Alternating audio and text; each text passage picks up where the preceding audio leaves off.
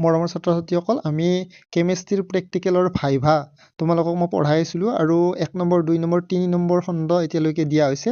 আজি এতিয়া তোমালোকক 4 নম্বৰ খণ্ডটো আৰম্ভ কৰি দিম ঠিক আছে এতিয়া আমাক প্ৰশ্নটো সুধিছে what is the function of the indicator in a titration আমি যে ট্ৰাইটেশ্যন কৰোঁ সেই ট্ৰাইটেশ্যনত আমি ইণ্ডিকেটৰ কিয় ব্যৱহাৰ কৰোঁ বা ট্ৰাইটেশ্যনত ইণ্ডিকেটৰৰ কাৰ্য কি কাম কি হৈ গ'ল এতিয়া মনত ৰাখিবা ট্ৰাইটেশ্যনত যিটো অন্তিম বিন্দু তাক চাবলৈ আমি ইণ্ডিকেটৰ ব্যৱহাৰ কৰোঁ অন্তিম বিন্দু কি য'ত বিক্ৰিয়াটো সম্পূৰ্ণ হয় ৰং পৰিৱৰ্তন কৰি মই ইয়াতে লিখি দিছোঁ তো তোমালোকে অলপ চাবা তোমালোকে যদি বেলেগকৈ লিখিছা ঘৰত তেতিয়াহ'লে সেইটোও চাব পৰা এইটোৱেই চাব লাগিব বুলি কথা নাই তাৰপিছত এলডিহাইড মূলকৰ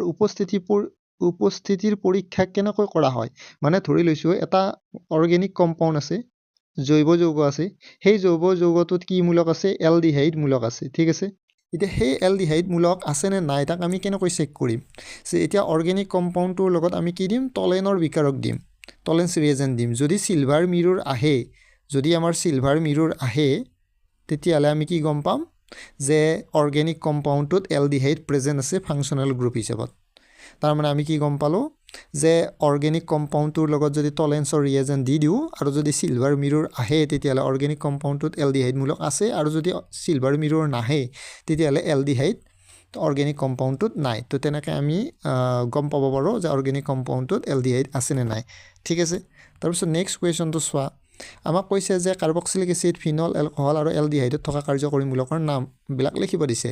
যে কাৰ্বক্সিলিক এচিডত কাৰ্যকৰী মূলক কি থাকে ফাংচনেল গ্ৰুপ কি থাকে COH ঠিক সেইদৰে ফিনলত কি থাকে OH গ্ৰুপ থাকে হাইড্ৰক্সিল গ্ৰুপ থাকে হৈ গ'ল তাৰপিছত এলকহলতো কি থাকে OH গ্ৰুপে থাকে ফাংচনেল গ্ৰুপ হিচাপত আৰু এলডিহাইডত কি থাকে CHO গ্ৰুপ ফাংচনেল গ্ৰুপ থাকে ঠিক আছে তাৰপিছত নেক্সট প্ৰশ্নকেইটা চোৱা তোমালোকে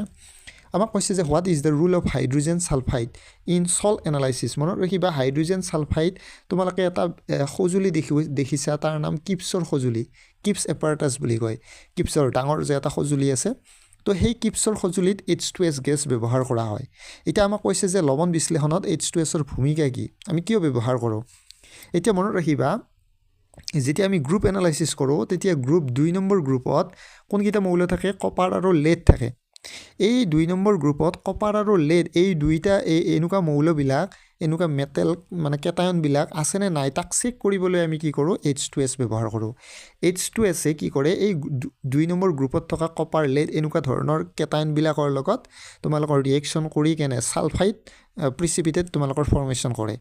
তো এইখিনি বস্তু মই ইয়াতে লিখি দিছোঁ এতিয়া আমি যদি H2S ব্যৱহাৰ কৰোঁ তেতিয়াহ'লে 2 নম্বৰ গ্ৰুপত সেই কপাৰ লেড আছেনে নাই আমি গম পাই যাম তাৰমানে তো সেইকাৰণে আমি এইটো ব্যৱহাৰ কৰিব লাগিব 2 নম্বৰ গ্ৰুপৰ কাৰণে স্পেচিয়েল তাৰপিছত তোমালোকক সুধিছে what happens when you add AgNO3 to a salt solution containing chloride মানে এনেকুৱা এটা সল্ট সলিউশ্যন তোমাক কৈছে যে সল্ট সলিউশ্যন এটা আছে ঠিক আছে সেই সল্ট সলিউশ্যনটোত কি ৰেডিকেল আছে বুলি কৈছে এচিড ৰেডিকেল ক্লৰাইড প্ৰেজেণ্ট থকা বুলি কৈছে এতিয়া সেই সল্ট সলিউশ্যনটোক ক্লৰাইড প্ৰেজেণ্ট থকা সল্ট সলিউশ্যনটোক যেতিয়া তুমি AgNO3 লগত বিক্ৰিয়া কৰিবা তেতিয়া কি উৎপন্ন হ'ব বুলি কৈছে তো Ag + কাৰ লগত বিক্ৰিয়া কৰিব এই এনায়নটোৰ লগত বিক্ৰিয়া কৰিলে কি উৎপন্ন হ'ব AgCl উৎপন্ন কৰিব আৰু ইয়াক কয় চিলভাৰ ক্লৰাইড আৰু ইয়াৰ প্ৰিচিপিটেটটো কেনেকুৱা কালাৰ হয় হোৱাইট প্ৰিচিপিটেট হয় তো সেই তুমি কথাটো ক'ব লাগিব যে হোৱাইট চিলভাৰ ক্লৰাইডৰ হোৱাইট প্ৰিচিপিটেট ফৰ্মেশ্যন হ'ব বুলি তুমি এক্সটাৰ্নেল যদি সোধে তেতিয়াহ'লে ৰিয়েকশ্যনটো কৰি কেনে তোমালোকে দেখুৱাই দিব লাগিব ঠিক আছে তাৰপিছত next why is H2S gas passed in acidic medium in group 2